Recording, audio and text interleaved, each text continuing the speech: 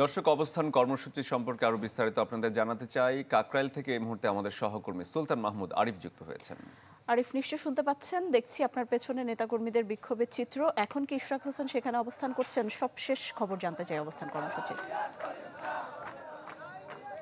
ইশরাক হোসেন এখন পর্যন্ত এখানে রয়েছেন এবং তিনি যেমনটি বলছিলেন যে যতক্ষণ পর্যন্ত না দাবি আদায় না হবে ততক্ষণ পর্যন্ত তার সমর্থনে যারা অবস্থান কর্মসূচি পালন করছেন তাদের সাথে তিনিও সহমত পোষণ করে অবস্থান চালিয়ে যাবেন, এমনটি তিনি বলছেন।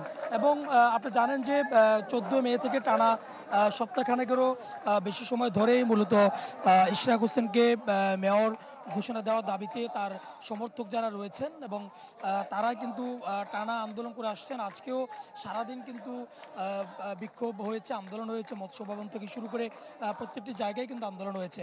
এবং আজকে যে বিষয়টি খুব জোর দিয়ে তার নেতাকর্মীরা জানান দেওয়ার চেষ্টা করছেন সেটি হচ্ছে ইশরাককে মেয়র পদে অতি দ্রুত ঘোষণা দেওয়া, পাশাপাশি সরকারের অন্তর্বর্তীকালীন সরকারের যে দুজন উপদেষ্টা রয়েছেন আসিফ মাহমুদ এবং মাহফুজ আলম, দুজনের পদত্যাগও কিন্তু দাবি করছেন। তারা বলছেন যে অনতিবিলম্বে যেন তারা পদত্যাগ দাবি করে এবং সেই সপক্ষে ইশরাক হোসেন যেভাবে বলছেন এবং তার নেতাকর্মীদের পক্ষ থেকে বলা হচ্ছে যে তাদের যেহেতু একটি রাজনৈতিক দল গঠন করা হয়েছে, তারা ক্ষমতায় থেকে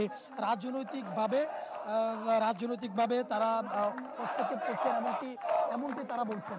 এবং এই জন্য অনতিবিলম্বে যেন এই দুই উপদেষ্টার পদত্যাগ তারা দাবি করছেন এবং পাশাপাশি ইশরাক হোসেনকে যেন অনতিবিলম্বে ঢাকা দক্ষিণ সিটির যে মেয়র পদের যে রায়টি দেওয়া হয়েছে সেটি যেন কার্যকর করা হয় সেই দাবি তারা তুলছেন।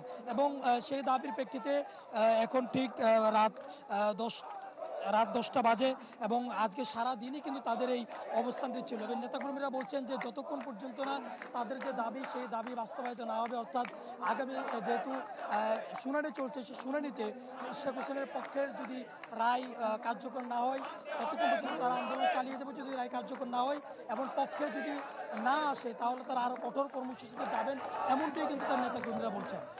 আরিফ, অনেক ধন্যবাদ। নিশ্চয়ই ফিরবো আপনার কাছে পরবর্তীতে, আরো সংবাদ জেনে নিব।